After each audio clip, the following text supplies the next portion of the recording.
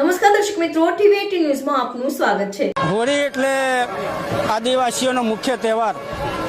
દિવાળી અટે કટે પણ હોળી ઘોર, એમ આ હોળી પર્વની આજથી ભંગુરિયાના મેળાની શરૂઆત થઈ છે અને પૂરેપૂરા 7 દિવસ દરેક વિસ્તારની અંદર, આદિવાસી વિસ્તારની અંદર ભંગુરિયાના મેળાઓ યોજાઈ રહ્યા છે અને ભંગુરિયાનો મેળો જે દિવસે પૂરો થશે તે દિવસે હોળી માતાનું દહનનો કાર્યક્રમ રાખવામાં આવ્યો છે। એના પછી ચૂલના મેળાઓ યોજાશે, કમાટની ઘેરનો મેળો પણ યોજાશે।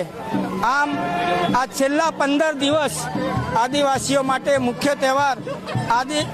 આદિવાસી દુનિયાના કોઈ પણ ખૂણામાં ગયો હોય પણ એ હોળીને તહેવાર મનાવવા માટે પોતાના વિસ્તારમાં આવી જાય છે અને હોળીની અંદર એ પોતે ધામધૂમથી પૂરેપૂરા સપ્તાહ અને પખવાડિયું મનાવી રહ્યો છે। ત્યારે આ હોળી પર્વની સમગ્ર દેશવાસીઓને હું ખૂબ ખૂબ શુભેચ્છા પાઠવું છું।